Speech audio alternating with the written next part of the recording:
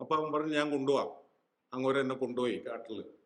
എന്നിട്ട് എന്നോട് പറഞ്ഞു, ഇതാ നോക്ക് ആൽഫ ഇരിക്കുന്നത് അവിടെ, അതാണ് തറവാട്ട് കാർന്നര്.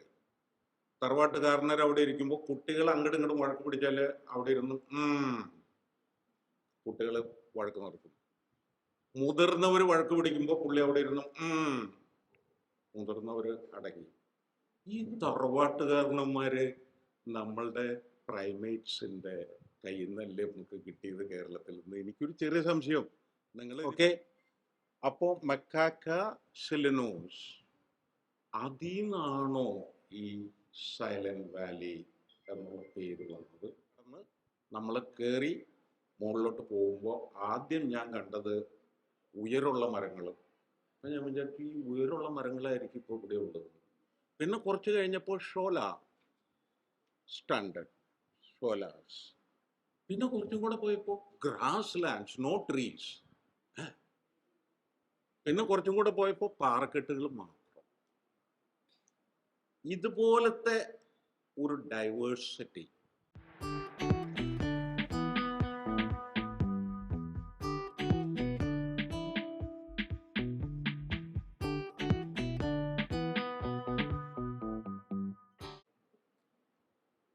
ചാൾസ് ഡാർവിൻ അദ്ദേഹത്തിന്റെ ഒരു സ്റ്റേറ്റ്മെന്റിൽ പറഞ്ഞു, സാധു ജനങ്ങൾക്ക് ബുദ്ധിമുട്ടുണ്ടാക്കുന്നത് പ്രകൃതിയുടെ നിയമങ്ങളല്ലെങ്കിൽ അത് മനുഷ്യനിർമ്മിതമായ സ്ഥാപനങ്ങളും പ്രസ്ഥാനങ്ങളുമാണ്. ഇത് വലിയ പാപമാണ് എന്നാണ് ചാൾസ് ഡാർവിൻ പറഞ്ഞത്. ഞാനിപ്പോ നമ്മള് ക്ലൈമറ്റ് ചേഞ്ചിനെ പറ്റി സംസാരിച്ചുകൊണ്ടിരിക്കുന്ന ഈ അവസരത്തിൽ എൻ്റെ മനസ്സിൽ വന്നത് ചാൾസ് ഡാർവിൻ പറഞ്ഞത് 100% ശരിയാണ്. അതായത് പ്രകൃതി അതിൻ്റെ നിയമം അനുസരിച്ച് ചെയ്യുന്ന കാര്യങ്ങളല്ലാതെ ആരെങ്കിലും നമുക്ക് എതിരായിട്ട് സാധുജനങ്ങൾക്ക് ബുദ്ധിമുട്ടുണ്ടാക്കുന്ന എന്തെങ്കിലും ചെയ്യുന്നുണ്ടെങ്കിൽ അത് നമ്മുടെ സ്ഥാപനങ്ങൾ മാത്രമാണ്, വേറെ ആരുമല്ല. ഇത് നിങ്ങളുടെ മനസ്സിലിരിക്കണം നമ്മൾ സൈലന്റ് വാലിനെ പറ്റി സംസാരിക്കുമ്പോൾ. ഇനി എന്താണ് ഈ സൈലന്റ് വാലി നാഷണൽ പാർക്ക് എന്ന് ചോദിച്ചാൽ, ഒരു ജലശാസ്ത്രജ്ഞൻ എന്നുള്ള നിലയ്ക്ക് എൻ്റെ മനസ്സിൽ പൊന്തി വരുന്ന ചില കാര്യങ്ങൾ ഞാൻ നിങ്ങളായിട്ട് പങ്കിടണമെന്ന് ആഗ്രഹിക്കുകയാണ്. ഒന്നാമതായിട്ട്, ഇത് എന്താണ് ഇതിന് സൈലന്റ് വാലി എന്ന് വിളിക്കാനിടയായത്? എനിക്ക് തോന്നുന്നു റോബർട്ട് റൈറ്റ് സൈലന്റ് വാലിയിൽ വന്നത് ഞാൻ ജനിക്കുന്നതിന് 100 കൊല്ലം മുമ്പ്, 1847. ബോട്ടണിസ്റ്റ് ആയിരുന്നു അദ്ദേഹം. വന്ന് ഇൻവെസ്റ്റിഗേറ്റ് ചെയ്തത് 1847. അപ്പം ഒരു പക്ഷേ ചീവിടുകള് സ്വരമില്ലാണ്ട്, ചീവിടുകളുടെ സ്വരമില്ലാത്ത ഒരു സ്ഥലമായതുകൊണ്ടാണോ ഇതിന് സൈലന്റ് വാലി എന്ന പേര് വന്നത്? ഈ ചീവിടുകൾ മരത്തും അങ്ങനെ ഇരിക്കും, മരത്തിന്റെ തൊലിയില്, അതിൻ്റെയും മരത്തിന്റെ തൊലിയിലും കളറൊന്നാണ്, കാണൂല, പക്ഷെ ശബ്ദം ഉണ്ടാക്കിക്കൊണ്ടേയിരിക്കും. ഇത് ഞാൻ വയനാട്ടിൽ ഒരുപാട് കണ്ടിട്ടുണ്ട്, പക്ഷെ സൈലന്റ് വാലിയിൽ ഞാനിത് കണ്ടിട്ടില്ല എന്ന് തന്നെയാണ് എനിക്ക് തോന്നുന്നത്. എനിക്കറിയില്ല.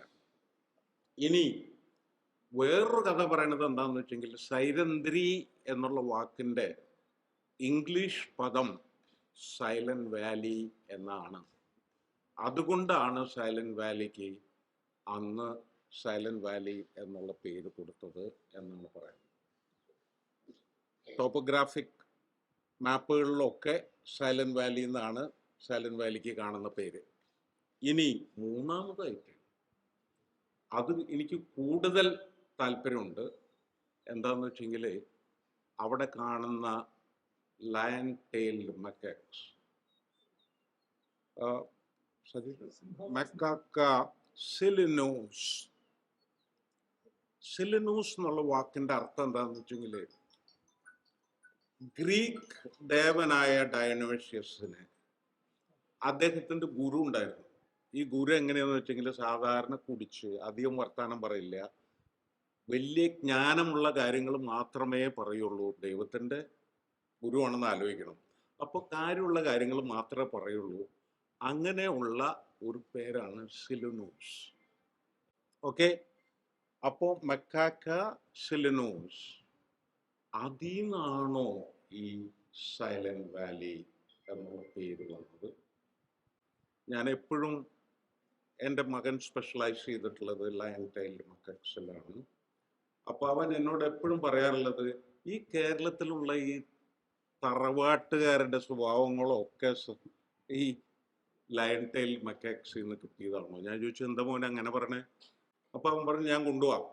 അങ്ങോട്ട് എന്നെ കൊണ്ടുപോയി കാട്ടിൽ. എന്നിട്ട് എന്നോട് പറഞ്ഞു, ഇതാ നോക്ക്, ആൽഫ ഇരിക്കുന്നത് അവിടെ, അതാണ് തറവാട്ടുകാരനര്. തറവാട്ടുകാരനര് അവിടെ ഇരിക്കുമ്പോൾ കുട്ടികൾ അങ്ങോട്ടും ഇങ്ങോട്ടും വഴക്ക് പിടിച്ചാൽ അവിടെ ഇരുന്ന് കുട്ടികൾ വഴക്ക് നടക്കും. മുതിർന്നവർ വഴക്ക് പിടിക്കുമ്പോൾ പുള്ളി അവിടെ ഇരുന്ന് മുതിർന്നവർ അടങ്ങി. ഈ തറവാട്ടുകാരന്മാര് നമ്മളുടെ പ്രൈമേറ്റ്സിന്റെ കയ്യിൽ നിന്നല്ലേ നമുക്ക് കിട്ടിയത് കേരളത്തിൽ നിന്ന്? എനിക്കൊരു ചെറിയ സംശയം. നിങ്ങൾ ഇനിയിപ്പോൾ ഇതിനെപ്പറ്റി കൂടുതൽ പഠിക്കൊന്നും വേണ്ട, നിങ്ങൾ നിങ്ങളുടെ മനസ്സിൽ കണ്ടാൽ മതി, ഇതല്ലേ നമ്മുടെ തറവാട്ടുകാരന്മാരെന്ന്. അപ്പോൾ ഞാൻ പിന്നെ ഇങ്ങനെ നോക്കുകയായിരുന്നു, ഇവര് മിക്കവാറും മരത്തിന്റെ മുകളിൽ മാത്രം ജീവിക്കുന്നതായതുകൊണ്ട് ഒരു മരത്തിൽ നിന്നും വേറൊരു മരത്തിലേക്ക് ചാടി പോകുമ്പോൾ കുട്ടികള് പിന്നെ മുതിർന്നവര് ഇവരെല്ലാവരും പോയി കഴിഞ്ഞിട്ടാണ് ആൽഫ കാരണവര് പിന്നില് അവരെ സംരക്ഷിച്ച് പിന്നിൽ പോകുന്നത്. ഇങ്ങനെയൊക്കെ ഉണ്ടോ അനിമൽസ് എന്ന് എനിക്ക് തോന്നുന്നു. ഇങ്ങനെയൊക്കെ ഉള്ളൊരു പൂർവികന്മാരാണോ നമുക്ക് ഉണ്ടായിരുന്നതെന്ന് എനിക്ക് തോന്നുന്നു ഇവരെ കാണുമ്പോൾ. അപ്പം ഞാനിതിൽ പറയാൻ ഉദ്ദേശിച്ചത് എന്താണെന്ന് വെച്ചെങ്കിൽ, അപ്പോൾ ഈ ഇതിൻ്റെ എണ്ണം കുറഞ്ഞതിന് കാരണം കേരളത്തിലത്തെയും ബാക്കിയുള്ള പല സ്ഥലങ്ങളിലത്തെയും റെയിൻ ഫോറസ്റ്റ് ഇല്ലാതെയായി. അങ്ങനെ ഇല്ലാതെയാവുമ്പോൾ ഇത് കട്ട് ചെയ്ത് വരുമ്പോൾ, കൃഷിക്ക് ഉപയോഗിച്ച് വരുമ്പോൾ അവർക്ക് വിലസാനായിട്ടുള്ള സ്ഥലം ഇല്ലാണ്ടായപ്പോൾ ഇവർക്ക് വംശനാശം സംഭവിച്ചുകൊണ്ടിരിക്കും. ഇനി വാൽപ്പാറയിലെ പൂത്തോട്ടയിൽ ഞാൻ കണ്ടത് ലയൺ ടൈൽ മക്കാക്സ് ഡൊമസ്റ്റിക്കേറ്റഡ് ആയിപ്പോയി. തറവാടും ഇല്ല, കാർന്നൂരും ഇല്ല, ഒന്നുമില്ല. അവരിങ്ങനെ ചാടി ചാടി നടന്ന് ആൾക്കാരുടെ വീട്ടിൽ നിന്ന് സാധനങ്ങൾ എടുത്ത് കൊണ്ടുപോയി അങ്ങനെ സാധാരണ കുരങ്ങന്മാരുടെ പോലെ പെരുമാറാൻ തുടങ്ങിയിരിക്കുന്നു. നമുക്ക് അവരെ സംരക്ഷിക്കേണ്ട ഒരു ആവശ്യമില്ലേ? ഇത്തിരി കാരണവന്മാരൊക്കെ വേണ്ടേ നമുക്ക് എവിടെയെങ്കിലുമൊക്കെ, കാട്ടിലെങ്കിലും? അപ്പോൾ ഇതാണ്, ഇതിൽ നിന്നായിരിക്കണം ചിലപ്പോൾ ഒരു പക്ഷേ സൈലന്റ് വാലിക്ക് ആ പേര് കിട്ടിയെന്ന് എനിക്കൊരു ചെറിയ സംശയം. ഇനി ഈ സൈലന്റ് വാലി എന്ന് പറയുന്നത്, ഞാൻ ഒരു 10 കൊല്ലത്തോളം അവിടുത്തെ ഹൈഡ്രോളജി പഠിക്കുകയുണ്ടായിട്ടുണ്ട്. ഗവൺമെൻറ് ഓഫ് ഇന്ത്യ എനിക്കൊരു എഴുതി, അതായത് 5 കൊല്ലം ഹൈഡ്രോളജിക്കൽ ഇൻവെസ്റ്റിഗേഷൻസ് നിങ്ങൾ നടത്തി നിങ്ങളുടെ റിപ്പോർട്ട് ഗവൺമെൻറ് ഓഫ് ഇന്ത്യക്ക് അയക്കണം എന്ന് പറഞ്ഞപ്പോൾ ഞാൻ അവിടെ പഠനത്തിനായിട്ട് പോയി. അപ്പോൾ ആ സമയത്ത് ഈ സൈലന്റ് വാലി എന്ന് പറഞ്ഞ സ്ഥലം 89 സ്ക്വയർ കിലോമീറ്റർ ചെറിയ ഏരിയയാണ്. ഈ പറയുന്ന കുന്തി നദിക്കുള്ള സൈലന്റ് വാലിയിലുള്ള നീളം 16 കിലോമീറ്ററാണ്. ഓക്കെ, പിന്നെ അതിൻ്റെ ഒരു ബഫർ സോണായിട്ട്, താങ്ക്സ് ടു ബിനോയ് വിശ്വം, ഞങ്ങൾ കോഴിക്കോട്ടുകാരാണ്, അങ്ങോരായിരുന്ന സമയത്ത് അങ്ങോരൊരു ബഫർ സോണിന് സഹായം ചെയ്തു തന്നത് വലിയൊരു കാര്യമായിരുന്നു എനിക്ക് തോന്നാറുണ്ട് പലപ്പോഴും. അപ്പം അത് 148 കിലോമീറ്റേഴ്സാണ് ബഫർ സോൺ. അപ്പോൾ ഇത് ഏകദേശം ഒരു സ്ക്വയർ ഷേപ്ഡാണ്. സ്ക്വയർ ഷേപ്ഡ് എന്ന് ഞാൻ പറയുമ്പോൾ ഞാൻ ഒരുപാട് പ്രാവശ്യം പോയിട്ടുള്ളത് കൊണ്ട് പറയണതാണ്. അതായത് ഇതിന് 7 കിലോമീറ്റർ വീതിയും 12 കിലോമീറ്റർ നീളവുമാണ്. ഇതിൻ്റെ ഇടയ്ക്കൂടെയാണ് ഈ കുന്തിപ്പുഴ ഉത്ഭവിച്ചു വരുന്നത്. അതിൻ്റെ ഒരു ഭാഗത്ത്, പടിഞ്ഞാറ് ഭാഗത്ത് അതിന് 2 കിലോമീറ്ററും മറ്റേ ഭാഗത്ത് 5 കിലോമീറ്ററും വീതിയുണ്ട്. അപ്പൊ ഇങ്ങനെയുള്ള ഒരു സ്ഥലത്തിനെയാണ് നമ്മൾ ഈ സൈലന്റ് വാലി എന്ന് പറഞ്ഞത്. ഇന്ന് പറയുന്നത് നീലഗിരി ബയോസ്ഫിയർ റിസർവിന്റെ കോറാണ് Silent Valley, the core zone of Nilgiri biosphere. ഇനി ഇതെങ്ങനെ ഫോം ചെയ്തു എന്നുള്ളത് എനിക്ക് എപ്പോഴും ഒരു അത്ഭുതം തോന്നുന്ന കാര്യമാണ്. അതായത് ഒരു ഭാഗത്ത് മുക്കുർത്തി, മറ്റേ ഭാഗത്ത് അങ്ങിട. ഈ പീക്കുകള് ഉദ്ദേശം 2500 2400 മീറ്റർ വരെ ഉയരമുള്ളതാണ്. അതായത് മുക്കുർത്തി ഇന്ത്യയുടെ തന്നെ സൗത്തിലെ സദേൺ പാർട്ടിലത്തെ 5ാമത്തെ പീക്കാണ് മുക്കുർത്തി പീക്ക്. ഈ പീക്കുകളുടെ ഒക്കെ ഇടയില്, മലനിരകളുടെ ഇടയില് ഉള്ളൊരു വാലിയാണ് സൈലന്റ് വാലി. അതാണ് സൈലൻസ്, അതാണ് സൈലൻസ്. ഓക്കെ, ഈ മലകളുടെ ഒക്കെ ഇടയില് ഒരു വാലി ആയിട്ട് കിടക്കുന്ന സ്ഥലമാണ്, അതാണ് സൈലന്റ് എന്നാണ് ഞാനൊരു ഹൈഡ്രോളജിസ്റ്റ് എന്നുള്ള നിലയ്ക്ക് ഞാൻ പറയുന്നത്. അപ്പം ഈ സൈലന്റ് വാലിയുടെ ചുറ്റുപാടാണ് ഒരു ഭാഗത്തേക്ക് ഭവാനി നദി ഒഴുകി പോകുന്നു, വേറൊരു ഭാഗത്തേക്ക് കടലുണ്ടി നദി ഒഴുകി പോകുന്നു, വേറൊരു ഭാഗത്തേക്ക് കുണ്ടി നദി ഇതിൻ്റെ ഉള്ളിൽ കൂടെ ഒഴുകി ചൂട്ടിലേക്ക് വരും. ഞാൻ ആദ്യത്തെ പ്രാവശ്യം സൈലന്റ് വാലി കാണാൻ പോയപ്പോൾ നല്ല മഴയുള്ള ദിവസം, ചുരം കയറുമ്പോൾ മരങ്ങൾ വീണ് കിടക്കുന്നുണ്ട്. വളരെ ബുദ്ധിമുട്ടിയിട്ടാണ് എൻ്റെ ഡ്രൈവർ ഈസ്മോമോ എന്നെ അങ്ങോട്ട് കൊണ്ടുപോയത്. അപ്പോൾ അന്ന് സൈലന്റ് വാലിയിൽ ഫോറസ്റ്റ് ഡിപ്പാർട്ട്മെന്റിന് ഒരു ക്യാമ്പ് ഷെഡാണ് ഉള്ളത്. എവിടെ? മുക്കാളിയിൽ. ആ ക്യാമ്പ് ഷെഡിൽ ഞാൻ താമസിക്കുമ്പോൾ രാത്രി ഞാൻ വന്ന വഴിക്ക് തന്നെ ഭയങ്കര നദിയുടെ ഒഴുക്ക് സ്വരം കേൾക്കാം. വർഷക്കാലമായിരുന്നു. അപ്പം ഞാൻ വിചാരിച്ചു ഒന്ന് പോയി നോക്കിയാലോ, അത് ഏതാ നദി എന്നുള്ളത്. ഞാൻ പോയി നോക്കി. ഞാൻ വിചാരിച്ചു അത് സൈലന്റ് വാലി എന്ന് പറയുന്ന കുണ്ടി നദിയാണെന്ന്. പിറ്റേ ദിവസം നേരം വെളുത്തപ്പോൾ ഡിസ്ട്രിക്ട് ഫോറസ്റ്റ് ഓഫീസർ എൻ്റെ അടുത്ത് വന്നു. ഇത് സൈലന്റ് വാലി എന്ന് പറഞ്ഞു. അല്ല, ഇത് ഭവാനി നദിയാണ്. സൈലന്റ് വാലിയിലേക്ക് നിങ്ങൾ ഇന്ന് പോവാനിരിക്കുന്നേ ഉള്ളൂ. ഫൈൻ. അപ്പോൾ ഞാൻ പറഞ്ഞു വന്നത്, ആ പ്രകൃതി രമണീയത എനിക്ക് ആദ്യമായിട്ട് അന്നാണ് മനസ്സിലായത്. ഇനി കരിമ്പുഴ നമ്മൾ ഒരു പാർക്കായിട്ട് മാറ്റാവുന്നത് നമ്മുടെ മനസ്സിലുണ്ട്. അതിൻ്റെ അപ്പുറത്ത് മുകുർത്തി പാർക്കാക്കി മാറ്റുന്നത് നമ്മുടെ മനസ്സിലുണ്ട്. ഇങ്ങനെയൊക്കെ ഉള്ള ഒരു നീലഗിരി ബയോസ്ഫിയർ റിസർവാണ് നമ്മുടെ സൈലന്റ് വാലി. അപ്പോൾ ഇതാണ് അതിൻ്റെ ഫിസിക്കൽ ഘടന. ഇനി എനിക്കൊരു കാര്യം പറയാനുള്ളത്, ഈ കാര്യങ്ങളൊക്കെ കണക്കിലെടുത്തിട്ടാവണം വെസ്റ്റേൺ ഗാട്ട്സിനെ യുനെസ്കോ ഹെറിറ്റേജ് സൈറ്റാക്കി മാറ്റിയത്. പ്രത്യേകിച്ച് സൈലന്റ് വാലി അവരുടെ മനസ്സിലുള്ളത് കൊണ്ടാണ് അതിനൊരു. ഇനി സൈലന്റ് വാലിയുടെ ഉള്ളിൽ പോകുമ്പോൾ ഞാൻ കാണുന്നത്, I'm not a botanist Satish, I'm not a zoologist, I am a civil engineer. Okay, ഞാൻ സൈലന്റ് വാലിയുടെ ഉള്ളിൽ പോകുമ്പോൾ ഞാൻ കണ്ട കാര്യങ്ങൾ, മൾട്ടിപ്പിൾ കാനപ്പിയുള്ള മരങ്ങളുടെ ഉള്ളിൽ കൂടെ, അത് സൈരന്ധ്രിയിൽ നിന്ന് പോകുമ്പോൾ ആ ചെറിയൊരു നദിയുണ്ട്, അതിൻ്റെ അപ്പുറത്തേക്ക് കടന്ന് നമ്മൾ കയറി മുകളിലോട്ട് പോകുമ്പോൾ ആദ്യം ഞാൻ കണ്ടത് ഉയരമുള്ള മരങ്ങൾ. അപ്പം ഞാൻ വിചാരിച്ചു ഈ ഉയരമുള്ള മരങ്ങളായിരിക്കും ഇപ്പോൾ ഇവിടെ ഉള്ളത്. പിന്നെ കുറച്ച് കഴിഞ്ഞപ്പോൾ സ്റ്റാൻഡേർഡ് ഷോലാസ്. പിന്നെ കുറച്ചും കൂടെ പോയപ്പോൾ ഗ്രാസ് ലാൻഡ്സ്, നോ ട്രീസ്. പിന്നെ കുറച്ചും കൂടെ പോയപ്പോൾ പാറക്കെട്ടുകൾ മാത്രം. ഇതുപോലത്തെ ഒരു ഡൈവേഴ്സിറ്റി, ഇന്ത്യക്ക് ഡൈവേഴ്സിറ്റി ഉണ്ടെന്നൊക്കെ ആൾക്കാർ പറയുന്നുണ്ട്, എനിക്കറിയില്ല അതിനെ പറ്റിയിട്ട്. പക്ഷെ ഇതേപോലത്തെ ഒരു ഡൈവേഴ്സിറ്റി ഞാൻ ആദ്യമായിട്ടാണ്. ഞാൻ കേരളത്തിലത്തെ മിക്കവാറും എല്ലാ കാടുകളും പോയിട്ടുണ്ട്. ഞാൻ ഫോറസ്റ്റ് റിസർച്ച് ഒന്നുമില്ല, എൻ്റേതായിട്ടുള്ള താല്പര്യങ്ങൾക്ക് ഞാൻ കേരളത്തിലത്തെ എല്ലാ ഫോറസ്റ്റുകളും പോയി കണ്ടിട്ടുണ്ട്.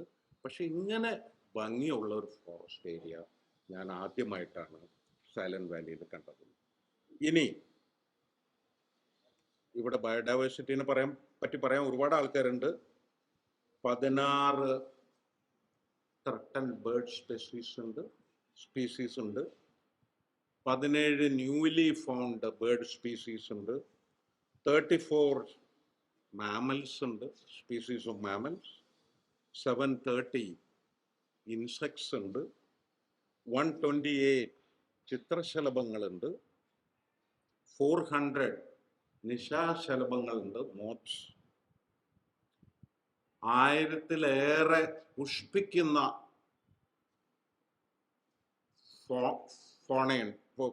ഫ്ലോറയുണ്ട്, 108 ഓർക്കിഡ്സ് ഉണ്ട്. ഇത് ഒക്കെ ഉള്ള ഒരു സ്ഥലം എവിടെയാണ് എന്ന് ചോദിച്ചാൽ ഒരുപക്ഷെ ആൻസർ സൈലന്റ് വാലി. ഇനി നമ്മുടെ നെല്ലിൻ്റെ ഒരു വിഭാഗം അവിടെയുണ്ട്, നെല്ല് സ്പൈസസ് ഉണ്ട്.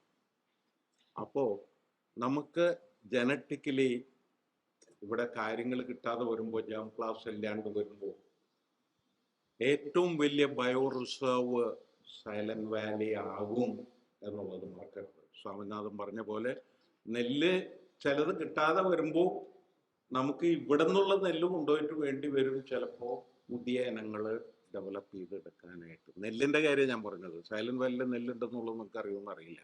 ഓക്കെ. പിന്നെ സ്പൈസസ്. കേരളത്തെ പറ്റി പറയുമ്പോൾ 2 കാര്യമാണ് എൻ്റെ മനസ്സിൽ വരുന്നത്: പെപ്പർ ആൻഡ് കാർഡമം. ഇത് കേരളത്തിൻ്റെ തനതായ സ്പൈസസ് ആണ്. പിന്നെ ഞങ്ങളുടെ കൊച്ചി മഹാരാജാവ് പോർച്ചുഗീസുകാരോട് പറഞ്ഞു 2 വള്ളി അവർ കൊണ്ടുപോകണമെന്ന് വെച്ചാൽ കൊണ്ടുപോട്ടെ, അതിപ്പോൾ നമ്മൾ നിർത്തണമെന്ന് ചോദിച്ച് ബാക്കിയുള്ളടത്ത് ഇപ്പോൾ അവർ വലിയ നേതാക്കന്മാരായി പെപ്പറിൻ്റെ കാര്യത്തിൽ. കൊച്ചി രാജാവ് വലിയ മഹാമാനസികനായിരുന്നു. അപ്പോൾ പോർച്ചുഗീസുകാർ 2 വള്ളി കൊണ്ടുപോകണ്ടെന്ന് വെച്ചാൽ അത് അവർ കൊണ്ടുപോട്ടെ, ഇതിപ്പോൾ പെപ്പറിൻ്റെ ആയാലും എന്തിൻ്റെ ആയാലും കൊണ്ടുപോട്ടെ, അപ്പം അത് നമുക്ക് പാരയും, ഇന്ത്യക്ക് പാരയും. അപ്പോൾ അത് പോട്ടെ, അത് നമുക്ക് കൊടുക്കാം, പെപ്പർ നമുക്ക് കൊടുക്കാം. അപ്പം ഞാൻ പറഞ്ഞു വന്നത് ഒരു ജൈവ കലവറയാണ് സൈലന്റ് വാലി. ഇനി ഈ ഭാരതപ്പുഴയിൽ ഒഴുക്ക് പലപ്പോഴും കാണുമ്പോൾ ഞാൻ ആലോചിക്കാറുണ്ട്, ഇത് എവിടെ നിന്നായിരിക്കും ഈ വെള്ളം വരുന്നതെന്നുള്ളത്. ഒരുപക്ഷെ ഭാരതപ്പുഴയുടെ ജലസംഭരണിയാണ് സൈലന്റ് വാലി. ഇത് ഒക്കെയാണ് നമുക്ക് സൈലന്റ് വാലി പ്രൊട്ടക്ട് ചെയ്യണം, കൺസർവ് ചെയ്യണം എന്നൊക്കെ പറയുന്നതിൻ്റെ പിന്നിലുള്ളത് ഇതൊക്കെ. ഇനി ഞാൻ നിങ്ങളോട് ഒരു പുതിയ തിയറി പറയാൻ പോകുന്നു. ഞാൻ വിശ്വസിക്കുന്നത് സൈലന്റ് വാലി ഇങ്ങനെ ആയിത്തരാനുള്ള, ഇങ്ങനത്തെ ഒരു ബയോഡൈവേഴ്സിറ്റി ഉണ്ടാവാനുള്ള കാരണം അവിടുത്തെ ഹൈഡ്രോ എക്കോളജി ആണ്. ഇത് പെട്ടെന്ന് നിങ്ങൾക്ക് തോന്നില്ല. ഞാനിത് പറയുമ്പോൾ കേരളത്തിൽ എല്ലായിടത്തും ഇങ്ങനെയൊക്കെ തന്നെയല്ലേ, എന്തുകൊണ്ട് സൈലന്റ് വാലി മാത്രം നിങ്ങൾ മാറ്റി നിർത്തി പറയുന്നു ഇത് ഹൈഡ്രോ എക്കോളജി ആണെന്ന്? ഇതിനൊക്കെ പ്രധാന കാരണം എന്താണെന്ന് വെച്ചെങ്കിൽ, നമ്മളെപ്പോഴും പറയുന്നത് ആവാസ വ്യവസ്ഥയെ അടിസ്ഥാനപ്പെടുത്തിയിട്ടാണ് അവിടെ ഉണ്ടാവുന്ന ബയോട്ട, ഫ്ലോറ ആൻഡ് ഫൗണ. ഒരു ആവാസ വ്യവസ്ഥ വേണമല്ലോ. ആ ആവാസ വ്യവസ്ഥ, hydro ecosystem, should be ideal four biodiversity. അങ്ങനെ ആയെങ്കിൽ മാത്രമേ ഈ കാണുന്ന ബയോഡൈവേഴ്സിറ്റി ഒക്കെ അവിടെ ഉണ്ടാവൂ. അതെന്താണ് ആ ബയോഡൈവേഴ്സിറ്റി എന്നുള്ളതാണ് ഞാൻ നിങ്ങളോട് പറയാൻ പറയുന്നത്. ആ ബയോഡൈവേഴ്സിറ്റിക്ക് എന്താണ് മൂല കാരണം എന്നുള്ളതാണ് ഞാൻ പറയാൻ വരുന്നത്. അത് പ്രധാനമായിട്ട് പറഞ്ഞാൽ ഞാൻ പറയാം, single most important factor of the ecosystem is water. Silent വാലിയിൽ ആദ്യമായിട്ട് ഞാൻ മഴയുടെ അളവ് അളക്കാൻ പോയപ്പോൾ ഞാൻ സൈരന്തരിയിൽ ഒരു സ്റ്റേഷൻ വെച്ചു, പൂച്ചിപ്പാറ ഒരു സ്റ്റേഷൻ വെച്ചു, വാളക്കാട് ഒരു സ്റ്റേഷൻ വെച്ചു, വാളക്കാട് ഒരു സ്റ്റേഷൻ വെച്ചു. ഇത് 1990-കളുടെ ആദ്യത്തിലോ അല്ലെങ്കിൽ 1980 അവസാന ഘട്ടത്തിലേ ഇത് ഞാൻ അവിടെ വെച്ച് കഴിഞ്ഞപ്പോൾ ഞാൻ വിചാരിച്ചില്ല വാളക്കാട് ആ വർഷം 10,000 മില്ലിമീറ്റർ മഴ ഞാൻ റെക്കോർഡ് ചെയ്യുന്നത് ഞാൻ ധരിച്ചിരുന്നില്ല. ആ കൊല്ലം അവസാനിച്ചപ്പോൾ 1996 കൊല്ലം അവസാനിച്ചപ്പോൾ വാളക്കാട് തന്നെ 10,000 മില്ലിമീറ്റർ റെയിൻഫോൾ റെക്കോർഡ് ചെയ്തു. കേരളത്തിൽ എവിടെയെങ്കിലും 10,000 മില്ലിമീറ്റർ റെയിൻഫോൾ നിങ്ങൾ എവിടെയെങ്കിലും റെക്കോർഡ് ചെയ്തതായിട്ടുള്ളത് കേട്ടിട്ടുണ്ടോ? ഇനി ഈ മഴ സൈരന്തിരിയിലെ 5,500 മില്ലിമീറ്റർ മഴയുള്ളപ്പോൾ, പൂച്ചിപ്പാറ 6,500 മില്ലിമീറ്റർ മഴയുള്ളപ്പോൾ, ശിരുവാളക്കാട് 8,000 മില്ലിമീറ്റർ മഴയുള്ളപ്പോൾ, വാളക്കാട് 10,000 മില്ലിമീറ്റർ മഴ.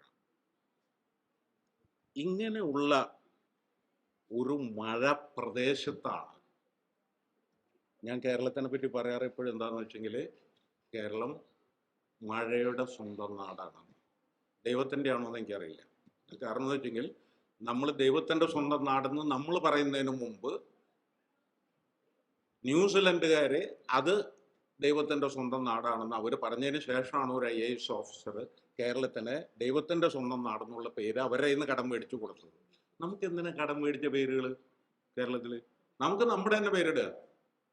മഴയുടെ സ്വന്തം നാട്, 10,000 മില്ലിമീറ്റർ മഴ പെയ്യുന്ന നാട്. അപ്പം ഇതില് ഈ ഡേറ്റ ആദ്യത്തെ കൊല്ലം എനിക്ക് കിട്ടിയപ്പോൾ എനിക്കൊരു ചെറിയ സംശയം എൻ്റെ മനസ്സിൽ വന്നു. എന്താണെന്ന് വെച്ചെങ്കിൽ ഞാൻ അന്ന് അട്ടപ്പാടിയിലും റെയിൻ ഗേജ് വെച്ച് ഡേറ്റ കളക്ട് ചെയ്യുന്നുണ്ട്. അട്ടപ്പാടിയിലെ ആനാട്ടിയുടെ അടുത്ത് എൻ്റെ സ്റ്റേഷൻ കാണിക്കുന്നത് 450 മില്ലിമീറ്റർ മഴയാണ്. ഈ രണ്ട് സ്ഥലങ്ങളും തമ്മിലുള്ള ഡിസ്റ്റൻസ് ഒരു 10 കിലോമീറ്റർ 5 കിലോമീറ്റർ അത്രേ ഉള്ളൂ. അപ്പൊ എങ്ങനെ ഇങ്ങനത്തെ ഒരു വ്യത്യാസം, ഒരു വ്യതിയാനം മഴയുടെ അളവിൽ ഉണ്ടാവുന്നു എന്നുള്ളത് എനിക്ക് വിശ്വസിക്കാൻ ഭയങ്കര ബുദ്ധിമുട്ടുണ്ട്. അപ്പോൾ ഇതെങ്ങനെയാണ് ഉണ്ടാവണേ? അത് ഞാൻ നിങ്ങളോട് ചോദിക്കുന്ന ചോദ്യം. ഇതെങ്ങനെയാണ് ഉണ്ടാവുന്നത്? ഈ മലഞ്ചെരിവുകളും വാലിയും ഒക്കെ ചേർന്ന സ്ഥലത്ത് ഹൈഡ്രോളജിയിൽ നമ്മൾ പറയാം ഓറോഗ്രാഫിക് റെയിൻഫോൾ എന്ന് പറയും. അതായത് ഭൂമിയുടെ കിടപ്പനുസരിച്ച് മഴ കൂടുതലും കുറവും അനുഭവപ്പെടും. ഈ പ്രത്യേക പ്രക്രിയയുടെ ഭാഗമായിട്ടാണ്, ഓറോഗ്രാഫിയുടെ ഭാഗമായിട്ടാണ് സൈലന്റ് വാലിയിൽ ഇങ്ങനത്തെ മഴ കിട്ടുന്നത്. അപ്പോൾ കേരളത്തിൽ ഇതേപോലെ മഴ കിട്ടുന്ന ഒരു ഇടവുമില്ല. അപ്പോൾ അങ്ങനെ ഇടങ്ങളില്ലെങ്കിൽ അങ്ങനത്തെ ബയോഡൈവേഴ്സിറ്റി ഉണ്ടാവില്ല.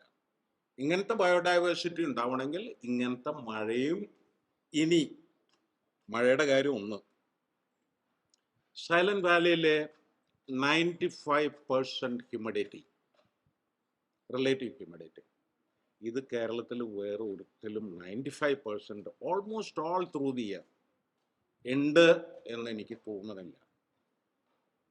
ഇനി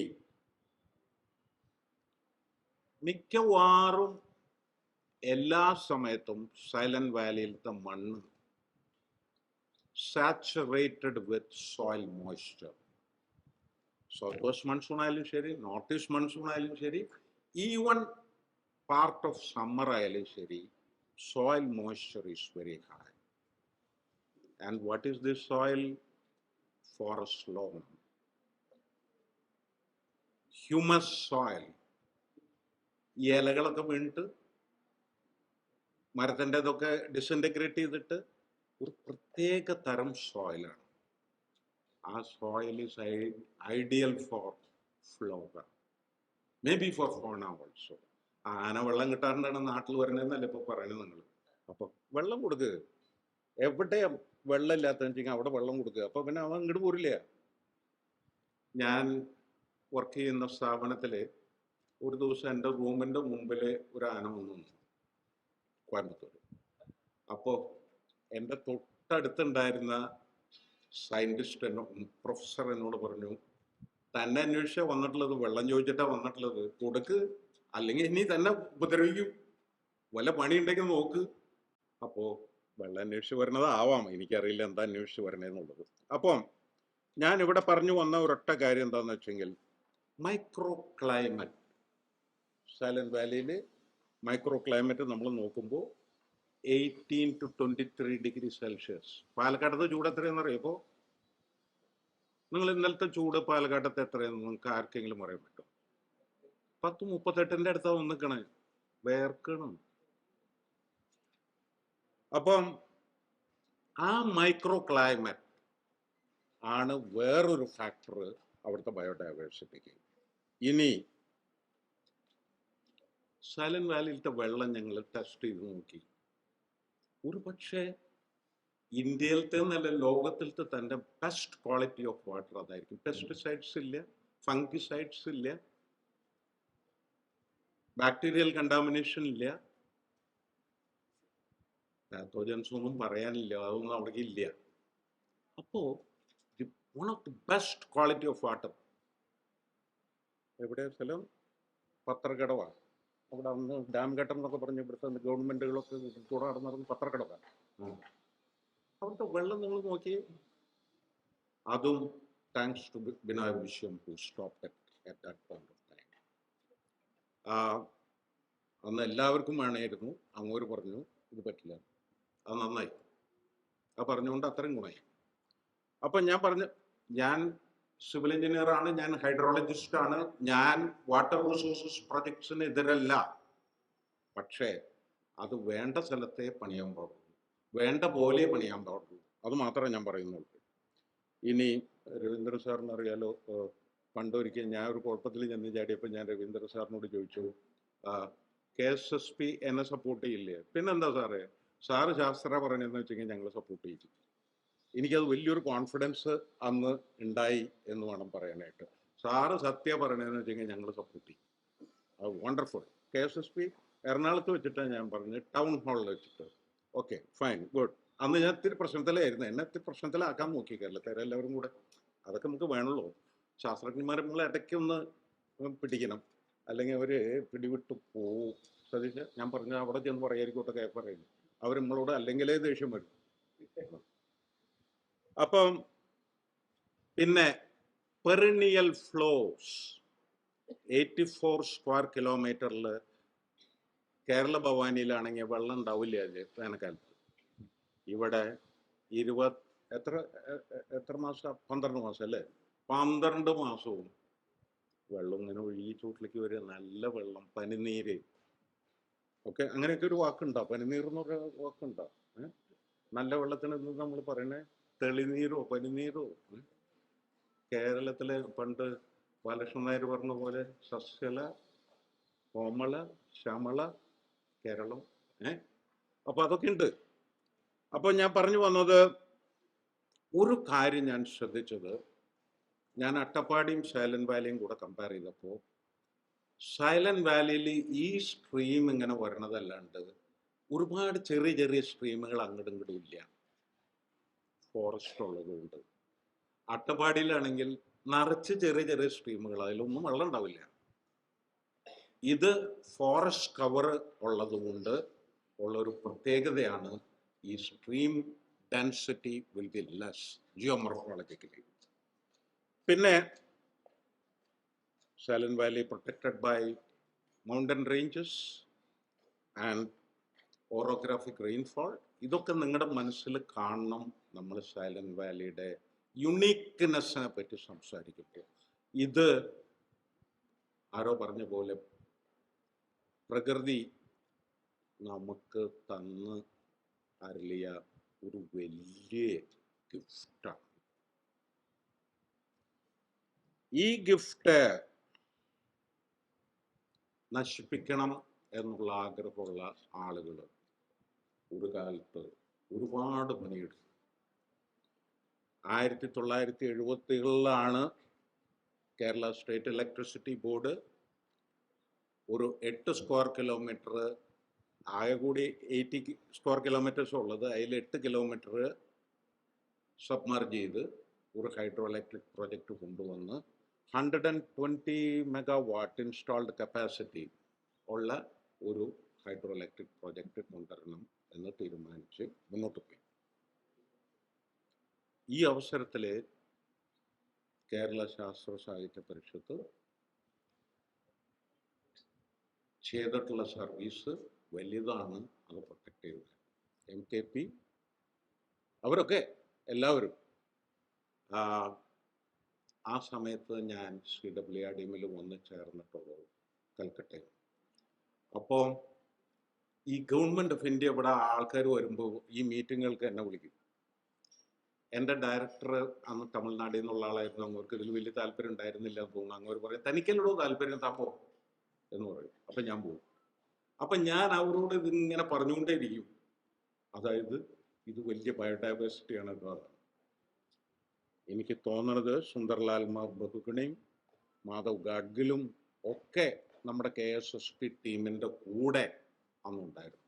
ഇന്ന് നമുക്ക് അങ്ങനെ കൊണ്ടുവരാൻ പറ്റുമോ? അവരെയൊക്കെ അവരെയല്ല, അതുപോലത്തെ ശാസ്ത്രജ്ഞന്മാരെ നമ്മളുടെ കോസിന് വേണ്ടി കൊണ്ടുവരികയും ഇന്ത്യയെ തന്നെ ഒരു നവോത്ഥാനത്തിൻ്റെ ആവശ്യമുണ്ടെന്ന് എനിക്ക് തോന്നുന്നു. അതിലേക്ക് നമുക്ക് പോകാൻ സാധിക്കുമോ? ഇതാണ് എനിക്ക് നിങ്ങളോട് ചോദിക്കാനുള്ള ചോദ്യം. നമുക്ക് ശാസ്ത്രീയമായ ഒരു നവോത്ഥാനത്തിൻ്റെ ആവശ്യം ഇന്ത്യയിലുണ്ട്. അതിന് നമുക്ക് ഇവരെയൊക്കെ ഇനി തിരിച്ചു കൊണ്ടുവന്ന് അവരുടെയൊക്കെ സഹായം തേടി നമുക്ക് കൊണ്ടുപോകാൻ പറ്റും. സലിമാലി ലാസ്റ്റ് ടൈമിൽ വന്നപ്പോഴും ഞാൻ ഉണ്ടായിരുന്നു. ഇന്ദിരാഗാന്ധി ഒരുപക്ഷെ മരിക്കുന്നതിന് മുമ്പ് ഒപ്പിട്ട ഏറ്റവും പ്രധാനമായ ഒരു ഡോക്യുമെൻ്റ് ഇതായിരിക്കും എന്നാണ് ഞാൻ ധരിക്കുന്നത്. അതായത് അവർ 1984 ഒക്ടോബറിൽ മരിക്കുകയാണ്. ആ മരിക്കുന്നതിന് മുമ്പ് അവർ ഈ പേപ്പറിൽ സൈൻ ചെയ്തിട്ടുണ്ടായിരുന്നു. ഡിക്ലെയർ ചെയ്യുന്നത് നവംബറിലാണ്. രാജീവ് ഗാന്ധി ഇവിടെ വന്ന് ഇനാഗുറേറ്റ് ചെയ്യുന്നത് 1985 സെപ്റ്റംബർ. അപ്പോൾ ഇന്ദിരാഗാന്ധി അവസാനമായി ഒപ്പിട്ട പേപ്പറുകളിൽ ഒരു വലിയ പേപ്പർ നമ്മുടെ സൈലന്റ് വാലിനെ കുറിച്ച്. എനിക്ക് അവരോട് ആ കാര്യത്തിൽ നല്ല ബഹുമാനമുണ്ട്. അതായത് കാരണം എന്ന് വെച്ചെങ്കിൽ അവരുടെ മുകളിലുള്ള പ്രഷർ ഭയങ്കരമായിട്ടുണ്ടായിരുന്നു. അപ്പോഴാണ് അവർ MGK മേനോനെ കമ്മിറ്റി ആയിട്ട് ഇങ്ങോട്ട് കൊടുത്തത്. MGK മേനോനെ ഇവരിതൊക്കെ കാണിച്ചു കൊടുത്ത് പോയപ്പോൾ MGK മേനോൻ പറഞ്ഞത് ഇത് പ്രൊട്ടക്ട് ചെയ്യും. അങ്ങോരും അല്പം കേരളത്തുകാരനല്ലേ, അപ്പോൾ അങ്ങോട്ടും കേരളത്തിൻ്റെ താല്പര്യങ്ങൾ ഉണ്ടാവാം. ആ റിപ്പോർട്ട് ഇന്ദിരാഗാന്ധിക്ക് കിട്ടിയപ്പോൾ ഇന്ദിരാഗാന്ധി തീരുമാനിച്ചു ഞാനതിൽ ഒപ്പിടും. അവരതിൽ ഒപ്പിട്ടു. പക്ഷേ ഇനാഗുറേഷനോ ഡിക്ലറേഷനോ അവരുണ്ടായില്ല. ഒക്ടോബറോട് കൂടി അവർ മരിച്ചുപോയി. അപ്പോൾ ഇത് കഴിഞ്ഞിട്ടാണ് പിന്നെ കേരളത്തിൽ ആദ്യ ഒരു ഇടയിളക്കം. ആ വാക്ക് ശരിയാണോന്ന് അറിയില്ല എനിക്ക്. മലയാളത്തിൽ ഞാൻ തൃശ്ശൂർക്കാരനാണേ. അപ്പോൾ എൻ്റെ മലയാളം മുഴുവൻ അങ്ങോട്ട് നിങ്ങൾക്ക് ദഹിച്ചു എന്ന് വരില്ല. ഇടയിളക്കം വന്നു കേരളത്തിലുള്ളവർക്ക്. നമുക്ക് പാത്രക്കടവിൽ ഒരു ഡാം കെട്ടണം. അത് സൈലന്റ് വാലിയുടെ ഉള്ളിലല്ല, സൈലന്റ് വാലിയുടെ ചോട്ടിലാണ്. അവിടെ കെട്ടിയാലും ഫലം ഒന്നാണെന്നുള്ളത് അന്നത്തെ ആളുകൾക്ക് അതിന് സാറേ പറഞ്ഞിരുന്നത് flow of the river, hydraulically flow of the river. പക്ഷേ അതിനും നമുക്ക് തടയിടാൻ പറ്റി. കേരള ഗവൺമെൻറ്റിന് എതിരായിട്ട് തടയിടാൻ നമുക്ക് സാധിച്ചു എന്നുള്ളതിലും നമുക്ക് ചാരിതാർത്ഥ്യമുണ്ടാകും. അപ്പോൾ ഈ കാര്യങ്ങളിൽ ഒരു വലിയ പങ്കാണ് KSSP വഹിച്ചിട്ടുള്ളത്. ഇന്ന് ഇന്ത്യയിലത്തെ ശാസ്ത്രം ഒരു വലിയ പ്രതിസന്ധിനെ ഫേസ് ചെയ്യുന്ന സമയം. എന്താണ് ഈ പ്രതിസന്ധി എന്ന് എന്നോട് ചോദിച്ചാൽ, Pandit Jawaharlal Nehru 1958 first science policy resolution കൊണ്ടുവന്നപ്പോൾ അങ്ങോരുടെ മനസ്സിലുണ്ടായിരുന്ന വിചാരം ഒന്നും മാത്രമാണ്: ഇവിടുത്തെ ജനങ്ങളെ ശാസ്ത്ര കൗതിക അതിനെന്താ വാക്ക് ശാസ്ത്രബോധം ഉണ്ടാക്കുക. അതായത് ചോദിക്കുക, നമ്മൾ ചോദ്യം ചോദിക്കുക. ഞാൻ ഇപ്പോൾ ഒരു കാര്യം പറഞ്ഞു, ഇവിടുന്ന് സ്ഥലം വിടുന്നതിന് മുമ്പ് സാറേ ഒരു കാര്യം ചെയ്യും ഇവിടെ ഞാനൊരു ചോദ്യം ചോദിക്കട്ടെ. ഈ ചോദ്യം ചോദിക്കുന്ന രീതി നമുക്കില്ലാതെയായി പോയി എന്നുള്ളൊരു അഭിപ്രായം എനിക്ക് ഇപ്പോൾ ഇന്ത്യയിലുണ്ട്. അന്ന് ജവഹർലാൽ നെഹ്റു എന്ത് ഉദ്ദേശിച്ചോ, ഹോമി ബാബ എന്ത് റെക്കോർഡ് ചെയ്തോ, അതിനെതിരായിട്ടുള്ള ഒരു ചിന്താഗതി, ശാസ്ത്രബോധം ഇല്ലാതെയായി പോയോ നമ്മുടെ ആളുകളിൽ നിന്ന് ഒരു സംശയം.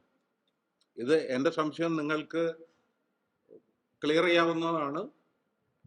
ഇനി വേറൊരു പേടി എനിക്കുള്ളത് എന്താണെന്ന് വെച്ചെങ്കിൽ, നമുക്ക് അൺഎത്തിക്കൽ പ്രാക്ടീസസ് സയൻറ്റിഫിക് മാനേജ്മെൻറ്റിൽ വന്നിട്ടുണ്ടോ? അൺഎത്തിക്കൽ പ്രാക്ടീസ് എന്ന് പറഞ്ഞാൽ ജെയിംസിനെ എനിക്കിഷ്ടമാണ്, അയാൾ നമ്മുടെ ആളാണ്, സയൻറ്റിസ്റ്റാണ്. അതേസമയം രവീന്ദ്രൻ സാറിന് അത്ര ഇഷ്ടമല്ല, അങ്ങോരെ ശാസ്ത്രജ്ഞനായിട്ട് ഞാൻ കണക്കാക്കില്ല. ഇങ്ങനെ സെലക്റ്റീവായിട്ടുള്ള ഒരു ആളുകൾ മാത്രം പറയുന്നത് ശാസ്ത്രം എന്നുള്ളത് ആയി മാറിയിട്ടുണ്ടോ ഇന്ത്യയിൽ എന്നൊരു സംശയം. എനിക്ക് നിശ്ചയമൊന്നുമില്ല അങ്ങനെ ഒരു സംശയം. ഇനി മൂന്നാമത്തെ സംശയം എന്താണെന്ന് വെച്ചെങ്കിൽ, നമ്മൾ പലപ്പോഴും സ്യൂഡോ സയൻസ് എന്നെയാണോ എൻകറേജ് ചെയ്യുന്നത്? സ്യൂഡോ സയൻസ് എന്ന് പറഞ്ഞാൽ നോൺ സയൻസ്, നോൺസെൻസ് ഒന്നും പറയാം അതിന്, അത് ഞാൻ പറയുന്നില്ല. നോൺ സയൻസ് ഇതിനെ എൻകറേജ് ചെയ്യാനുള്ള ഒരു ടെൻഡൻസി എനിക്കും നിങ്ങൾക്കും ഉണ്ടോ? എനിക്കുണ്ട്, നിങ്ങൾക്കുണ്ടോ എന്നുള്ളതാണ് ചോദ്യം. പറഞ്ഞോ ശരിയല്ലേ? സ്യൂഡോ സയൻസ് എന്ന് പറഞ്ഞാൽ ഐ ലൈക്ക് ഇറ്റ്. രാമാനുജത്തിന് എനിക്ക് താല്പര്യമില്ല, സാഹേനെ എനിക്ക് താല്പര്യമില്ല, ജെ.സി. ബോസിനെ എനിക്ക് താല്പര്യമില്ല, സി.വി. രാമനെ എനിക്ക് താല്പര്യമില്ല. പക്ഷെ എനിക്ക് താല്പര്യമുള്ള ചില ആൾക്കാരുണ്ട്. രവീന്ദ്രൻ സാറ്, നമുക്ക് താല്പര്യമുള്ള ആൾക്കാർ നമുക്ക് അവരെ ശാസ്ത്രജ്ഞന്മാരാക്കിക്കൂടെ, ഡെസിഗ്നേറ്റ് ചെയ്തുകൂടെ? Okay, good. അപ്പോൾ ഇങ്ങനെയുള്ള ഒരു ചെറിയ ടെൻഡൻസി ഉണ്ടോ?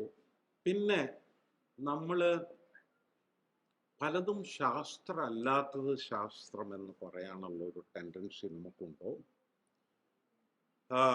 ഞാനിത് പറയുമ്പോൾ, അതായത് വിശ്വം കഴിഞ്ഞ ആഴ്ച എൻ്റെ യൂണിവേഴ്സിറ്റിയിൽ വന്നിരുന്നു. ഞാൻ അങ്ങോട്ട് എയറോസ്പേസ് ലാബറട്ടറി കാണാൻ വിട്ടു. എന്താ കാരണം എന്ന് വെച്ചെങ്കിൽ, അദ്ദേഹം എയറോസ്പേസ് ലാബറട്ടറി കാണട്ടെ, എന്താണ് റൈറ്റ് ബ്രദേഴ്സ് പറഞ്ഞിരുന്നത്, എന്താണ് ഇപ്പോഴത്തെ ശാസ്ത്രജ്ഞന്മാർ പറഞ്ഞത് എന്താണ്, അങ്ങനെ കാണണമല്ലോ. അതൊക്കെ നമ്മൾ എയറോസ്പേസ് എഞ്ചിനീയറിങ്ങിലെ റൈറ്റ് ബ്രദേഴ്സിന് മുമ്പ് നമ്മൾ ഉണ്ടായിരുന്നു എന്നൊക്കെ പറയുമ്പോൾ നമ്മൾ ഒന്ന് ചിന്തിക്കണ്ടേ എന്ന് എനിക്ക് തോന്നാം. അതിപ്പോൾ പ്ലാസ്റ്റിക് സർജറി ആയാലും എന്തിൻ്റെ കാര്യത്തിലായാലും നമ്മൾ ഇതൊക്കെ പറയുമ്പോൾ നമ്മൾ ചിന്തിക്കണ്ടേ എന്ന് എനിക്ക് തോന്നുന്നു. രണ്ടാമതായിട്ട്, നമ്മളുടെ ശാസ്ത്രകാരന്മാരുടെ കീഴിൽ ഒരുപാട് പ്ലേജറിസം വന്നിട്ടുണ്ട്. അതായത് നിങ്ങൾ റിസർച്ച് ചെയ്യും, അത് ഞാൻ കോപ്പി ചെയ്യും. ഈവൻ CNR റാവു വരെ പെട്ടുപോയി അങ്ങനെ ഒരു കേസ്. ഓരോ സ്റ്റുഡൻ്റ് എന്തോ എഴുതി, പ്ലേജറിസം ആയിരുന്നു, പിടിച്ചു, അവരത് കുഴപ്പമില്ല. അപ്പോൾ പ്ലേജറിസം. പിന്നെ നമ്മൾ ആരും പിയർ റിവ്യൂവിൽ വിശ്വസിക്കുന്നില്ല. പണ്ടൊക്കെ നമ്മൾ റിസർച്ച് ചെയ്യുമ്പോൾ നമ്മൾ അറിവുള്ള വേറെ ആൾക്കാരെ വിളിച്ചു കൂട്ടി അവരോട് ചോദിച്ച് അവരുടെ അഭിപ്രായം കൂടി കണക്കിലെടുത്ത് അങ്ങനെയൊക്കെ അല്ലേ നമ്മൾ മുന്നോട്ട് പോകുന്നത്. പിയർ റിവ്യൂ ഓഫ് പേപ്പേഴ്സ് വളരെ പുവറായിരിക്കും. അപ്പോൾ ഇതിന് ഞാൻ അനാചാരം എന്ന് പറയും. ആചാരമല്ല, ഇത് അനാചാരമാണ് എൻ്റെ ഡെഫിനിഷൻ. നിങ്ങൾക്ക് വേറെ ഡെഫിനിഷൻ ഉണ്ടാവാം. നിങ്ങൾക്ക് ഫ്രീഡം ഉണ്ട്, ഈ രാജ്യത്ത് ഫ്രീഡം ഉണ്ടെന്നല്ലേ പറഞ്ഞത് സാർ? ഫ്രീഡം ഉണ്ട്. അപ്പോൾ നമുക്ക് ആചാരങ്ങൾ അനാചാരങ്ങളൊക്കെ നമുക്ക് തീരുമാനിക്കാം. അപ്പോൾ ഞാൻ എന്താ പറഞ്ഞു വന്നതെന്ന് വെച്ചെങ്കിൽ, കേരള ശാസ്ത്ര സാഹിത്യ പരിഷത്ത് ഒരു കാലത്ത് ഇന്ത്യയുടെ തന്നെ സോഷ്യൽ മൂവ്മെന്റിന്റെ ഒരു ഭാഗമായി. ഇന്ന് ഈ തരത്തിലുള്ള കാര്യങ്ങൾ നമ്മൾ കേൾക്കുമ്പോൾ നമ്മൾ കുറച്ച് റാഷണലായിട്ട്, ലോജിക്കലായിട്ട്, മാറ്റർ ഓഫ് ഫാക്റ്റ് ആയിട്ട്, ഒബ്ജക്റ്റീവായിട്ട് സംസാരിക്കേണ്ട കാര്യം നമുക്കില്ലേ? ഞാൻ വരുന്നൊരു കമ്മ്യൂണിറ്റി ഒരുപാട് സൂപ്പർസ്റ്റിഷനുള്ള ഒരു കമ്മ്യൂണിറ്റിയാണ്. പക്ഷേ ആചാരത്തിൻ്റെ ഭാഗമായിട്ടോ അല്ലെങ്കിൽ കൾച്ചറിൻ്റെ ഭാഗമായിട്ടോ നിങ്ങളിത് ചെയ്യുന്നതിനൊന്നും ഞാൻ എതിരിടാറില്ല. പക്ഷേ സയൻസിൻ്റെ ഭാഗമായിട്ടാണ് ചെയ്തതെന്ന് പറയുമ്പോൾ ഞാൻ പറയും ഡോണ്ട് ഡ്രാഗ് സയൻസ്. എന്താ പറയുക സാറേ? Don't mix drink with driving. Don't mix drink with the driving. When you drive, you drive. Okay. ഇത് ഒരു പ്രശ്നം നമ്മൾ കണക്കിലെടുത്ത് ശാസ്ത്ര സാഹിത്യ പരിഷത്ത് ഇന്ത്യയിൽ മുഴുവൻ ഒരു നവോത്ഥാനം, ശാസ്ത്രീയ നവോത്ഥാനം കൊണ്ടുവരാനായിട്ട് ശ്രമിക്കണം. എന്താ കാരണം എന്ന് വെച്ചെങ്കിൽ ശാസ്ത്ര സാഹിത്യ പരിഷത്തിൻ്റെ MKP ആയിക്കോട്ടെ, അച്യുതൻ സാറായിക്കോട്ടെ, MP ആയിക്കോട്ടെ, ഇവരൊക്കെ എൻ്റെ വലിയ ഫ്രണ്ട്സാണ്.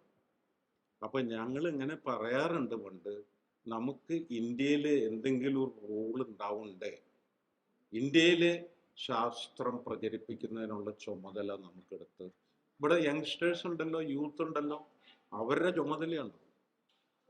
ആരെങ്കിലുമൊക്കെ ലീഡർഷിപ്പ് കൊടുക്കാം, പക്ഷെ അവർ ചെയ്യണം, ചെയ്തിരിക്കണം. അപ്പം ഇതാണ് ഞാൻ ഒരു കാര്യം പറയാൻ വന്നത്. ഇനി ഞാൻ അവസാനിപ്പിക്കുന്നതിന് മുമ്പ് ഒരു ഒരു gist of the science policies of India, I'll tell you. 1958 science policy resolution, Pandit Jawaharlal Nehru, Homi ബാബയുടെ സപ്പോർട്ടോട് കൂടിയിട്ട് കൊണ്ടുവന്നു. അതിൽ അദ്ദേഹം ഉദ്ദേശിച്ചത്, ഒന്ന്, സയൻറ്റിഫിക് ടെമ്പർ ഇവിടുത്തെ ജനങ്ങൾക്ക് അന്ന് അത്ര ഉണ്ടായിരുന്നില്ല, അവരിൽ ക്രിയേറ്റ് ചെയ്യാനായിരുന്നു ഒരു ഉദ്ദേശം. രണ്ടാമത്തെ ഉദ്ദേശം, he wanted to lay the foundation of science in India. അദ്ദേഹത്തിന് പരിപൂർണമായിട്ടുള്ള ബോധ്യം ഉണ്ടായിരുന്നു, സോഷ്യോ എക്കോണമിക് ഡെവലപ്മെന്റ് വേണമെങ്കിൽ ശാസ്ത്രം വലുതാവും. ഈ ഉദ്ദേശങ്ങളോടൊക്കെ കൂടിയിട്ടാണ് അങ്ങൊരു സയൻസ് റെസൊല്യൂഷൻ ഓഫ് 1958 കൊണ്ടുവന്നത്. 1957 Kerala science literary form was formed. ഇതായിരുന്നു നമ്മുടെ KSSPയുടെ പ്രെഡിസസർ. ഇന്ത്യയിൽ സയൻസ് റെസൊല്യൂഷൻ വരുന്നതിന് ഒരു കൊല്ലം മുമ്പ് കേരളത്തിലുള്ള ആളുകൾ, പ്രബുദ്ധരായിട്ടുള്ള ആളുകൾ ചിന്തിച്ചു. അവർ പറഞ്ഞു, ഒരു സയൻസ് ലിറ്ററസി ഫോറം കൊണ്ടുവരണം. അതാണ് പിന്നീട് 1962 കേരള ശാസ്ത്ര സാഹിത്യ പരിഷത്തായിട്ട് ട്രാൻസ്ഫോം ചെയ്ത് പോയത്. അപ്പം ഞാൻ പറഞ്ഞു വന്നത്, ഗവൺമെൻറ് ഓഫ് ഇന്ത്യ ചിന്തിക്കുന്നതിന് മുമ്പ് കേരളത്തിലുള്ള ആളുകളൊക്കെ സയൻസ് ലിറ്ററസിയുടെ ഇമ്പോർട്ടൻസ് മനസ്സിലാക്കിയിരുന്നു. ഇനി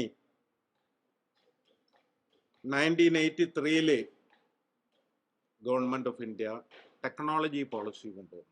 ടെക്നോളജി പോളിസിക്ക് രണ്ട് പർപ്പസാണ് ഉണ്ടായിരുന്നത്. ഒന്ന്, നമ്മൾ വേൾഡ് നേഷൻസായിട്ട് കോമ്പീറ്റ് ചെയ്യണം. രണ്ടാമത്തെ പർപ്പസ്, നമ്മൾ സെൽഫ് റിലയൻ്റ് ആയിരിക്കണം. ഇതിൽ ഇൻഡിജനസ് ടെക്നോളജിയും കൂടെ, അപ്രോപ്രിയേറ്റ് ടെക്നോളജി കൂടെ ഇൻകോർപ്പറേറ്റ് ചെയ്യണമെന്ന് അന്ന് അവർ തീരുമാനിച്ചു. ഇതിൻ്റെ ഭാഗമായിട്ടാണ് ടൈഫാക്ട് എന്ന് പറയുന്ന ഒരു സംഭവം വന്നത്. ഇനി സയൻസ് ആൻഡ് ടെക്നോളജി, ഇവർ ആദ്യം സയൻസ് പോളിസി ഉണ്ടായി, പിന്നെ ടെക്നോളജി പോളിസി ഉണ്ടായി. അവർ ആലോചിച്ചു സയൻസ് ആൻഡ് ടെക്നോളജി പോളിസീസ് ഒരുമിച്ച് ആക്കി, കമ്പൈൻഡ് ആയിട്ട് 2003 government of India brought the science and technology policy. ഇതിൽ പ്രധാന purpose social and economic development of India and the people. ആ സമയത്ത് DSTയിൽ, ഡിപ്പാർട്ട്മെൻറ്റ് ഓഫ് സയൻസ് ആൻഡ് ടെക്നോളജിയിൽ സയൻസ് ഫോർ എഞ്ചിനീയറിംഗ് റിസർച്ച് അന്ന് board form ചെയ്തു. ഒരു ചെറിയ പ്രശ്നം ഇന്ത്യക്ക് ഉണ്ടായത് 1991. ഇതൊക്കെ പറഞ്ഞാലും വലിയ കാര്യമാണെന്നൊക്കെ നമ്മൾ പറഞ്ഞാലും, ഇന്ത്യയിലെ ഓപ്പൺ അപ്പ് ചെയ്തപ്പോൾ, എക്കോണമി ഓപ്പൺ അപ്പ് ചെയ്തപ്പോൾ നമ്മളുടെ ശ്രദ്ധ സയൻറ്റിഫിക് റിസർച്ചിൽ നിന്ന് കുറച്ച് മാറിപ്പോയി, തെന്നി മാറിപ്പോയി. എന്താ കാരണം? നമ്മൾ ഗ്ലോബലൈസ് ചെയ്തപ്പോൾ നമുക്ക് എവിടെ നിന്നും കടം മേടിച്ച് സയൻസ് ആൻഡ് ടെക്നോളജി ഉപയോഗിക്കാം എന്നുള്ളൊരു ഫീലിംഗ് നമ്മളിൽ വന്നു. ഇത് 1991 ഇന്ത്യ ഓപ്പൺ അപ്പ് ചെയ്തുകൊണ്ടുള്ള ഒരു ദോഷമായിട്ടാണ് ഞാൻ കണക്കാക്കുന്നത്. ഓപ്പൺ അപ്പ് ചെയ്തൊക്കെ നന്നായി, അത് I M for it, but അതിന് ഒരു ബാഡ് സൈഡ് ഉണ്ടായിരുന്നു എന്നുള്ളത് നിങ്ങൾ മറക്കരുത്.